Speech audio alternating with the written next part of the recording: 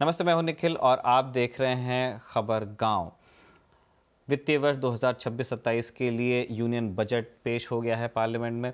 Budget document जब सामने आया तब शेयर मार्केट हल्का सा गिरा, क्योंकि लोगों के मन में वो मायूसी देखने को मिली कि इस बार सेंटा क्लॉज ने वैसा धमाका नहीं किया है। ऐसे लोगों से हम ये कहना चाहेंगे कि अगर एक साल बहुत बढ़िया आपको कुछ मिल जाए तो अगले साल उतने अच्छे की उम्मीद नहीं करनी चाहिए।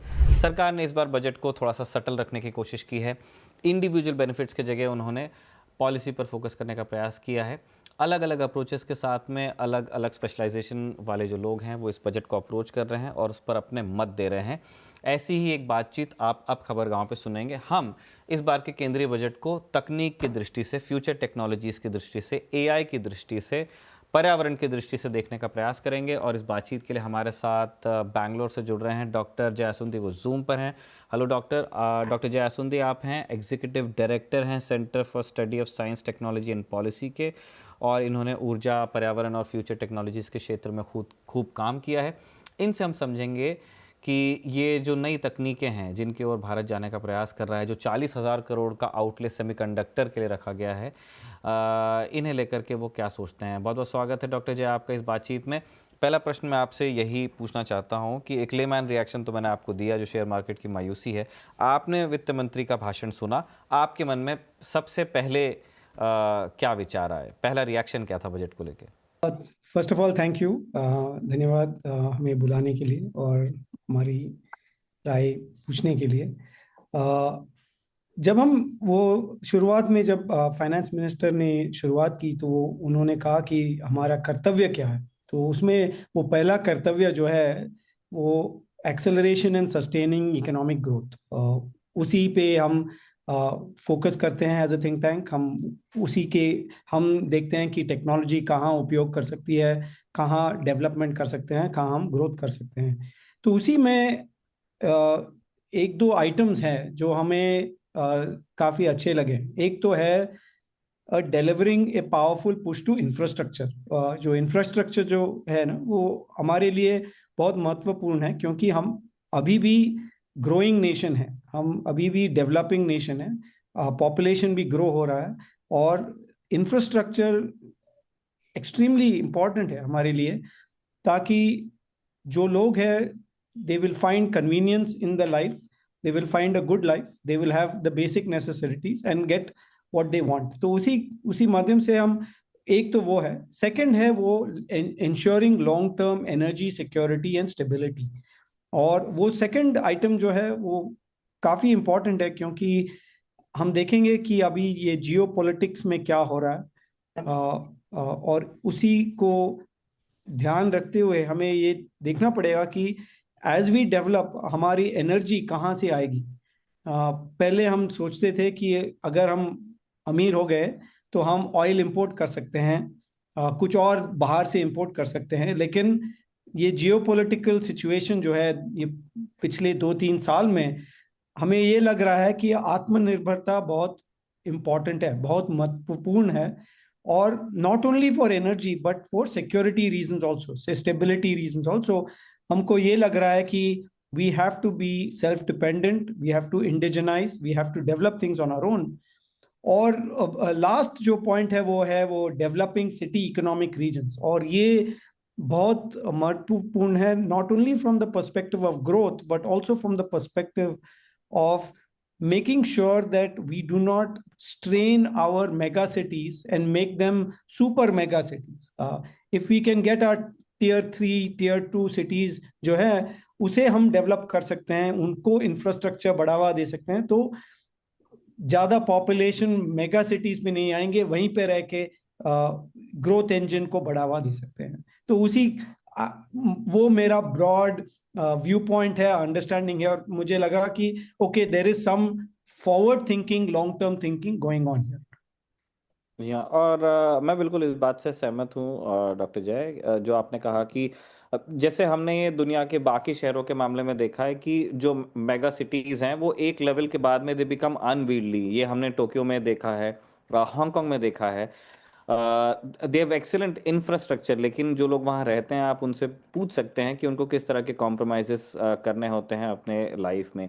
तो अगर सरकार बिल्कुल, जो पहले हम सोशल स्टडीज में पढ़ते थे 4 मेट्रोज, आज हम 7-8 मेट्रोज के बारे में बात करते हैं। तो if you can think of 20 और 30 metros dispersed all over the country, तो वो एक ज़्यादा एक होलिस्टिक ग्रोथ का अप्रोच है। और उस दिशा में अगर सरकार सोच रही है, जो मैं स्पेशली कनेक्टिविटी के प्रोजेक्ट्स हैं उन्होंने इसी तरह से अनाउंस किए हैं, वो HSR से जोड़ना चाहते हैं, बट टू बी सीन कि वो कब तक के होगा। जिस चीज को लेकर के डॉक्टर हम आपसे बात करना चाहते थे, उसमें एक आज एक बड़ा कीवर्ड बन के उभरा है कि 40,000 करोड़ का आउटले सरकार रखेगी फॉर इट्स सेमीकंडक्टर पुश। और आपने अभी कहा कि सरकार का ध्यान इसी तरफ है कि वो एक आत्मनिर्भरता चाहते हैं सारे क्रिटिकल सेक्टर्स में। और हमने अभी जब से ये टैरिफ वॉर चल रही है पूरी दुनिया में, उसमें हमारा अनुभव यही है कि जहां पे सभी कंडक्टर्स को लेके सेल्फ रिलायंस था, वही लोग अ, जैसे उसका एग्जांपल चीन है, वही लोग यूएस से उसकी भाषा में बात कर पाए, बाकी सबको शांत रहना पड़ा। They had to swallow their pride. तो आपको ये जो 40,000 करोड़ का आउटले है, वो नंबर सुन के कैसा लगा?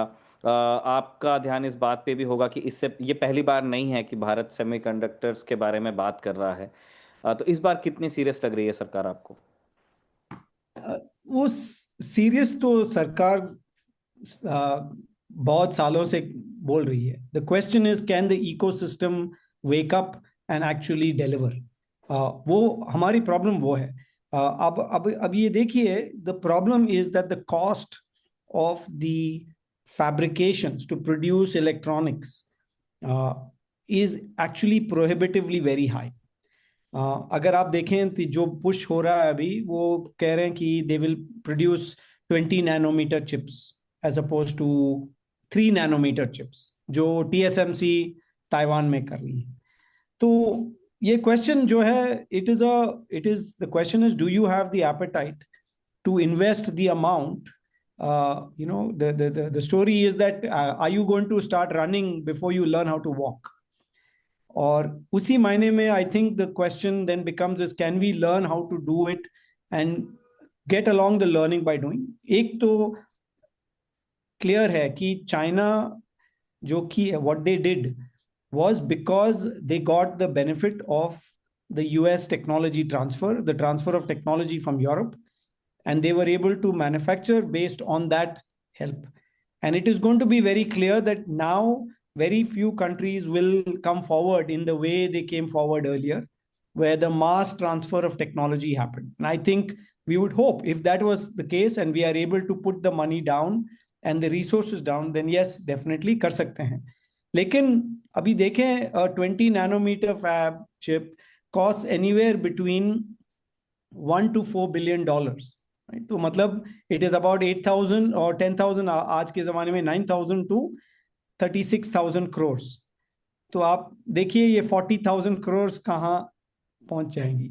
So the point I think is that I think it is a very important step and I think it is the imperative और इट्स इंपॉर्टेंट कि ये पूरा इकोसिस्टम जो है उड़ जाए एंड दे से yes this is an important mission and we need to get successful in it in the next 5 to 10 years, because we cannot be dependent on other countries for our electronic chips that we are currently buying। हम खरीद रहे हैं, सब बाहर से खरीद रहे हैं। तो the question becomes can we do this on our own? अभी on one hand आप देखेंगे तो the challenge always lies is do we have the necessary people, knowledge, do we have the necessary resources? Silicon तो सब जगह है। और फिर then the last is that do we have the manufacturing capability?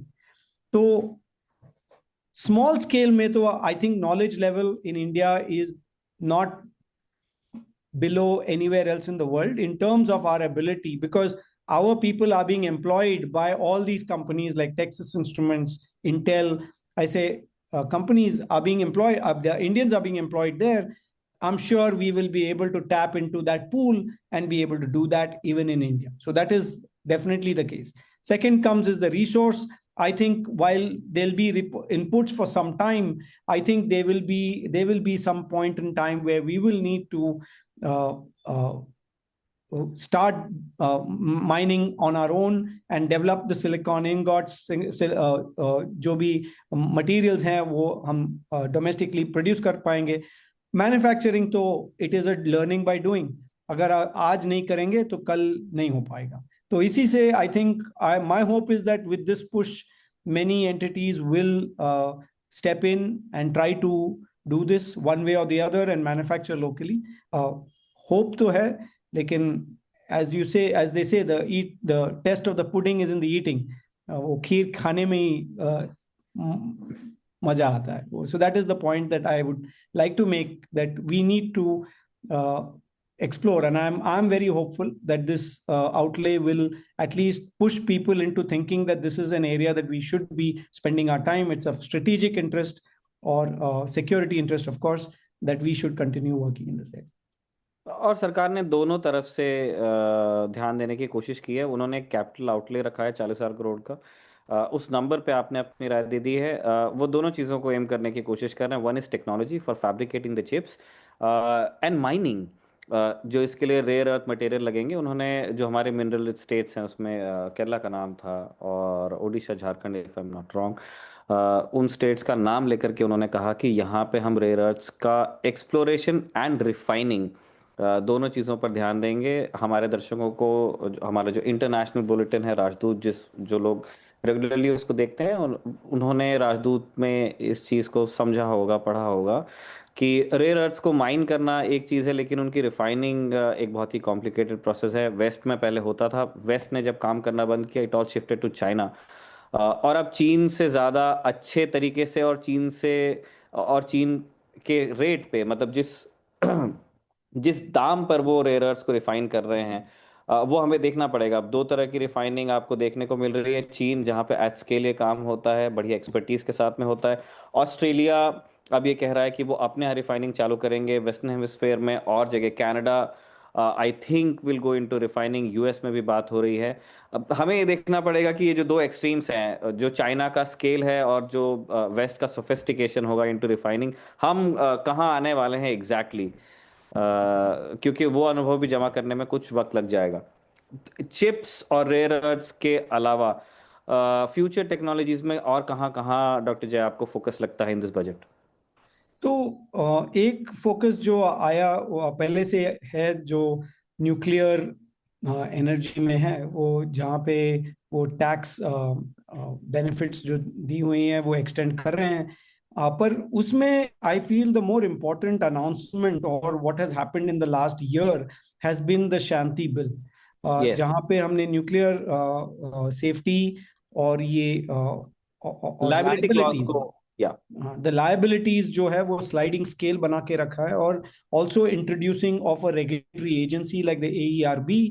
तो ऐसे जो स्ट्रक्चर जो किए हैं have made it conducive. At the end of the day I think the जो पॉइंट जो है कि ये प्राइवेट इंडस्ट्री इसी में उतर जाए और they start participating and they start producing, because this is all for civil purposes. ये ऐसे ऐसे नहीं कि it is being used for any strategic reason, it is for civil purposes to produce power and in the way they need to. तो वही है। तो I think that is one big area I feel.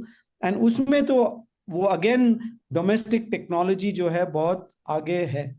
We do have a very good knowledge, but I think there needs to be more research on what they call small modular reactors, ताकि वो can be placed in more regions, more sites can be found for generating nuclear energy, जो fossil fuel free है, and it is what we would call clean energy and provide the base load for the energy needs of the country. तो एक तो है nuclear, और second जो है वो on the environment side, I think the idea on carbon capture and storage, जहाँ पे there has been outlay of 20,000 crores over the next 5 years, उसमें I think there is a lot of future seeing, because carbon capture storage तो अभी तो बात ही कर रहे हैं सब लोग। It has not reach that stage, there are some pilots here and there, पर लेकिन इम्प्लीमेंटेशन वाइज काफी दूर है। it is still some ways away, and I am quite excited that they have actually gone ahead and said that they will put some money into this,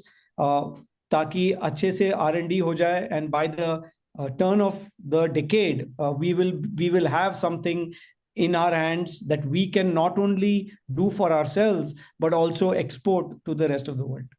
अब अगला सवाल भी मेरा फ्यूचर और टेक्नोलॉजीज और ग्रीन एनर्जी को लेके ही था डॉक्टर। मैं ये जानना चाहता था कि अभी तक के हमने एक शिकायत देखी है, वो सर प्राइवेट सेक्टर का कहना ये है कि हमें अपने पैरों पे खड़े होने के लिए थोड़ा सा टाइम चाहिए। जब हम बैटरीज की बात करते हैं, डेटा सेंटर्स की बात करते हैं, स्पेशली सोलर पैनल्स की बात करते हैं, जो अभी बहुत बड़े पैमाने पे हमारे शहरों में भी लगाए जा रहे हैं, गाँव में मुझे लगता है कि अगर पीछे नहीं तो एट पार विद सिटीज़ हैं वो। इस लेवल पे सोलर में उनका भी इन्वेस्टमेंट है और सरकार ने काफ़ी सारी सब्सिडीज भी दी हैं। अब इसमें एक जो दिक्कत निकल के सामने आ रही है कि जो इम्पोर्टेड पैनल्स हैं या इम्पोर्टेड बैटरीज हैं फॉर दैट मैटर, उनकी कीमत कुछ है, और जो हमारे इंडिजिनियसली प्रोड्यूस पैनल्स और बैटरीज और डेटा सेंटर्स और इस तरह की जो तकनीक है, उनका कॉस्ट बहुत हाई है। इनफैक्ट सरकार के ही कुछ ऑफिसर्स ने इससे पहले हिंट किया है कि यस वी बिलीव इन आत्मनिर्भरता, लेकिन इन रेट्स पे ये डुएबल नहीं है। इस बजट में क्या आपको ये जो एक जो ये कंफ्यूजन है कि हमें आत्मनिर्भर जब हम प्रोडक्ट्स बनाने की कोशिश करते हैं बैटरीज में, पैनल्स में, तब वो हमें महंगा बहुत पड़ता है, और जब हम इकोनॉमिक्स उसके देखते हैं तो फिर हमको इंपोर्ट करना सस्ता लगता है। तो क्या इसको रिजॉल्व करने के लिए कोई कदम उठाया गया है?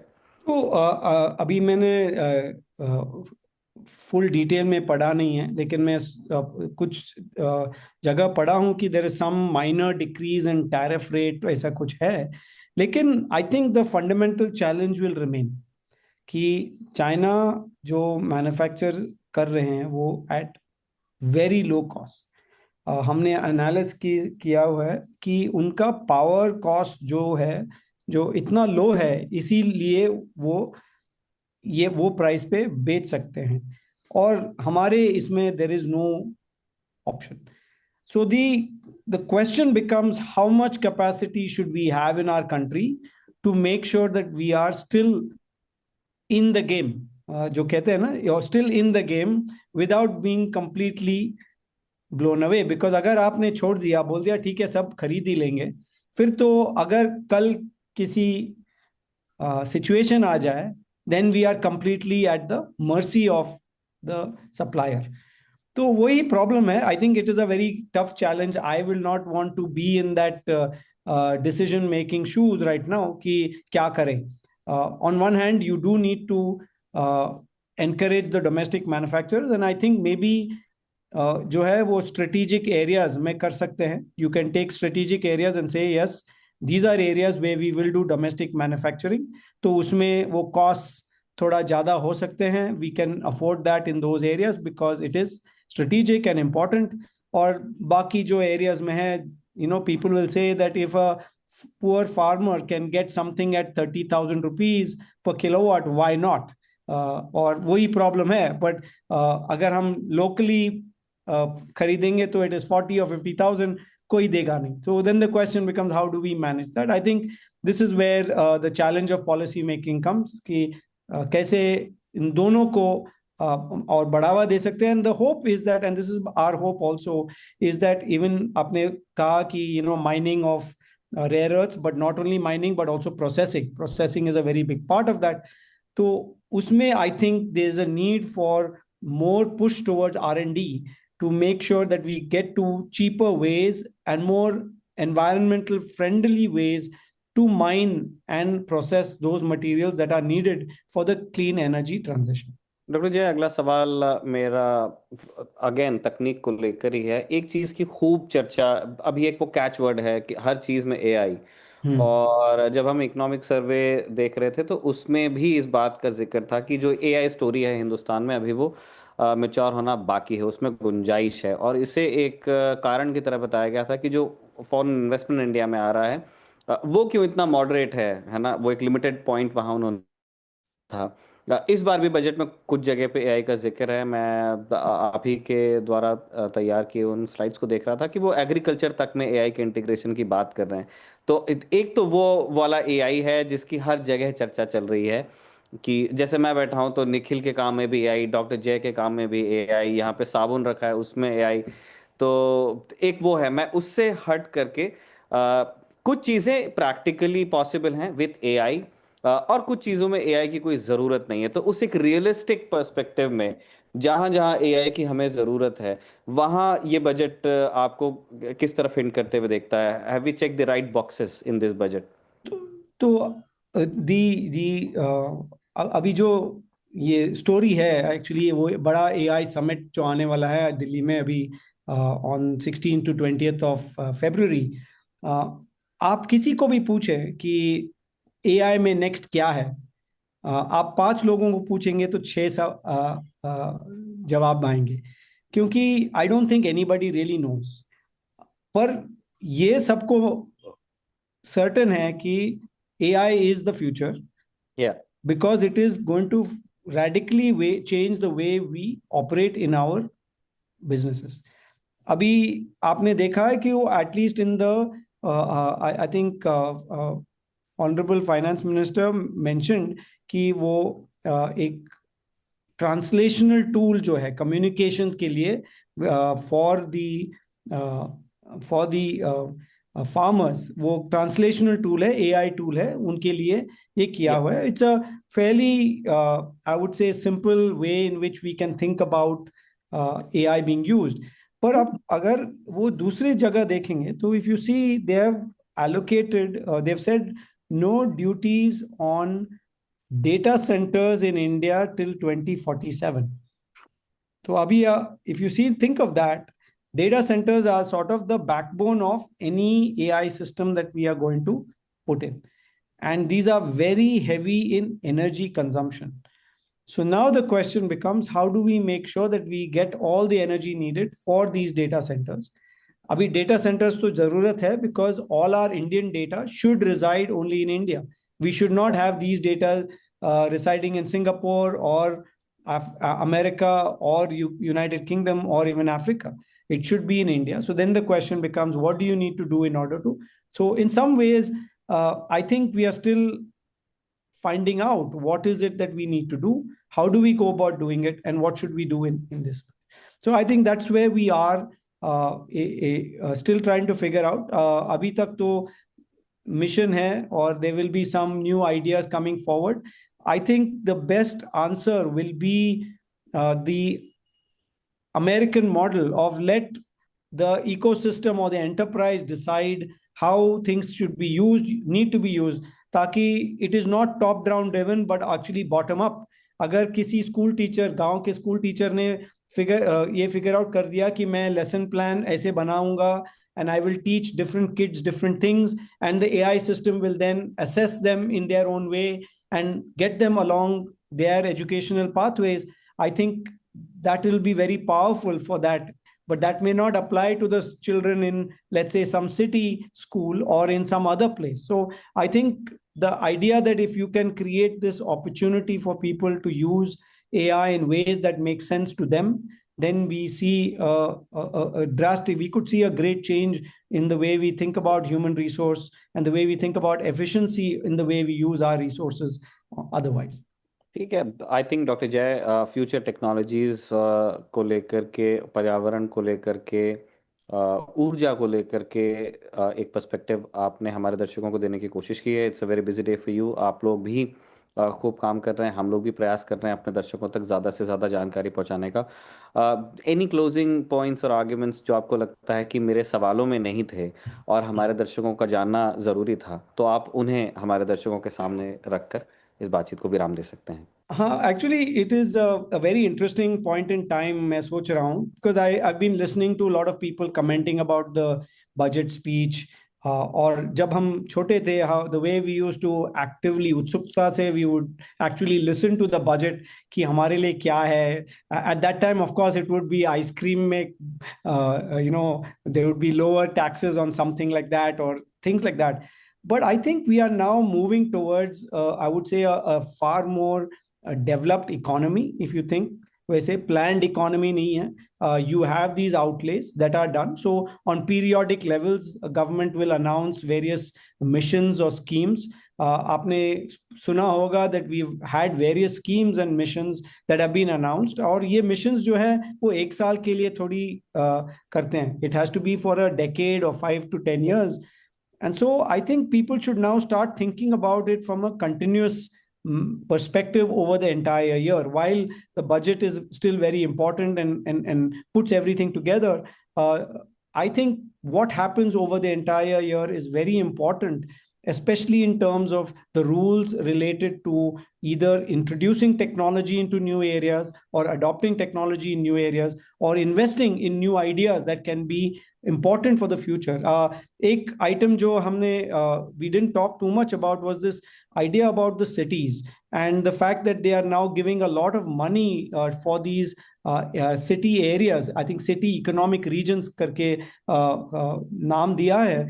I think that's a very important idea because उसमें अगर हम nature based solutions, sustainable solutions की इस्तेमाल करें तो then we will have much better livable areas in each of these points. आप कह रहे थे instead of 6 metros we should have 30 metros. I will actually say we should have 200 metros because then no one needs to travel from their village or their town more than 50 to 100 kilometers. और वो तो then they can do it every day, so then they don't need to come to these bigger places, and the engine of growth can be across the country rather than in few states like the southern states are having today, and it could be all across the country, and that could actually make for much better lives for all of us, but also better environment for all of us. मैं बिल्कुल इस बात से agree करता हूँ। हम सब चाहते हैं कि जिन बड़े शहरों में हम आए हैं और जिन नदियों को पार करके आए हैं और जिन गांवों से आए हैं उनकी तरफ लौटने की इच्छा होती है, लेकिन फिर ये एक है कि after certain point of time आप उस जगह रह के काम कर नहीं पाते हो जहाँ से आप आते हो। और ये हिंदुस्तान के ज़्यादातर बड़े शहरों में कोई भी व्यक्ति अगर 5 7 10 साल से अगर अपना करियर बना रहा है तो वो एक लेवल पे पहुंच जाता है जहाँ वापस जाने के रास्ते बचते नहीं हैं। तो मैं इस बात से तो बिल्कुल अग्री करता हूँ कि अगर घर के पास रहने का एक मौका मिल जाए या घर के करीब रहने का मौका मिले तो बहुत सारे लोगों की ज़िंदगी आसान हो सकती है, मुल्क तो आगे जाएगा। थैंक यू डॉक्टर जय, आपने अपने कीमती समय हमारे दर्शकों के लिए निकाला, उनकी जानकारी में वृद्धि की। इस तरह का और एनालिसिस बजट पर अभी पूरे दिन आने वाला है। उन सारे प्रेजेंटेशंस को अगर आप देखना चाहते हैं तो बने रहिए खबरगांव के साथ। Thank you so much sir, thank you हमारे दर्शकों को भी। Thank you very much.